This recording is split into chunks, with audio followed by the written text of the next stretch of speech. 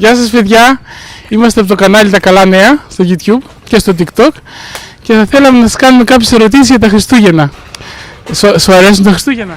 Ναι, πάρα πολύ, γιατί χιονίζει στα μέρη μας. Πιστεύεις ότι στο Χριστό, ο οποίος λέμε ότι γεννήθηκε αυτές τις μέρες, του αρέσει να το γιορτάζουμε με αυτόν τον τρόπο? Πάρα πολύ, γιατί δημιουργεί σε μένα και τα πράγματα που θέλω για να ζήσω. Ο Χριστός σίγουρα, αλλά θέλω να πω, ο Χριστός... Υπάρχει λόγος που ζούμε. Ναι, ότι ο Χριστός δίδαξε την αγάπη, έζησε και υπηρέτησε τους άλλους ανθρώπους με τον τρόπο που ζούμε. Δηλαδή, ότι προσπαθεί ο καθένας να ευχαριστηθεί για τον εαυτό του και πόση αγάπη υπάρχει σε αυτόν τον κόσμο. Γι' αυτό λέω αν του αρέσουν να πιστεύεις. Πάρα πολύ. Εμείς μοιράζουμε αγάπη γενικά, εφόσον είναι Χριστούγεννα, το καλοκαίρι οπότε γίνονται άλλα. Ο Χριστός τι έκανε? Τι έκανε, δημιούργησε τα φυτά, τα γρασίδια, τα πάντα. Και έδωσε τη ζωή του την ίδια για να ζεις εσύ αιώνια. Αιώνια δεν ζούμε, όλο και κάποτε ψοφάμε. Εδώ, ότι θα συναντήσουμε το Χριστούλη ή το άλλο μέρος, δεν ξέρουμε αυτό. Ό,τι κάνουμε είναι εξαρτάται από εμάς και είμαστε τα καλύτερα πατριά. Έλα φίλε μου. Λίγο πιο εδώ. Γεια σας! Γεια σου φίλε μου. Σ' αρέσουν τα Χριστούγεννα?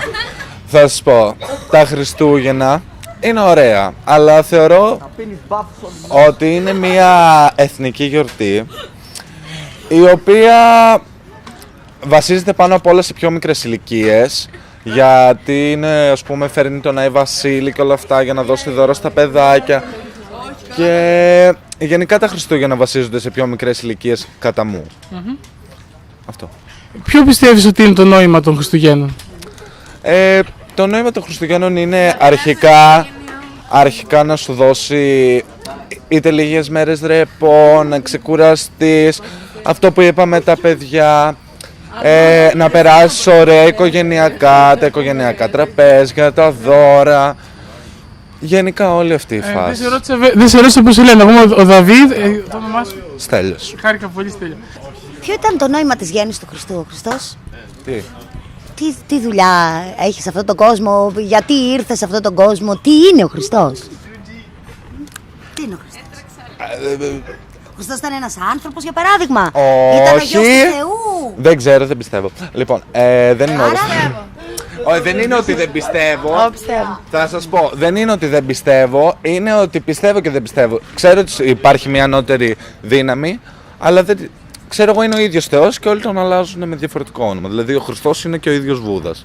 Απλά ο καθένας έχει διαφορετικό όνομα του βγάζει. Και διαφορετική. Ναι. Αυτό μιλάς για θρησκεία. Εμείς δεν μιλάμε για θρησκεία. Εμείς μιλάμε για το Θεό και το Χριστό. Έτσι. Ναι. Οπότε μην μπλέξουμε καμία θρησκεία και ας πάμε να πούμε καθαρά ότι ποιος είναι ο Χριστός. Ο Χριστός που γεννήθηκε λοιπόν σε αυτή τη γη και ήρθε με σάρκα, έτσι, ήταν ο Υιός του Θεού. Αυτό το ξέρουμε? Ναι, εννοείται. Ήρθε λοιπόν... Ναι παιδιά, έχετε δίκιο. Ήρθε λοιπόν σε αυτή τη ζωή. Για ποιο λόγο? Γιατί ήρθε ο ίδιος ο Θεός, έστειλε το γιο του εδώ σε αυτή τη γη.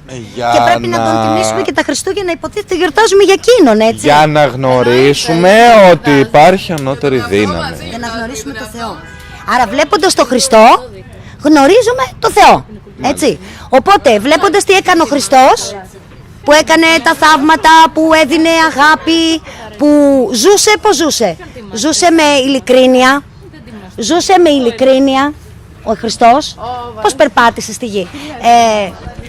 Έδινε την καρδιά του για όλους. Θυσιάστηκε για τον κόσμο. Άρα μας λέει ότι για να τον τιμήσουμε θέλει να ακολουθήσουμε το παραδείγμά του. Να έχουμε αγάπη. Σύμφωνα. Σε ευχαριστούμε φίλε μου. Ευχαριστούμε πάρα πολύ. Σας ευχαριστούμε παιδιά. Να είστε καλά. Σας ευχαριστούμε. Γεια σας! Γεια σας!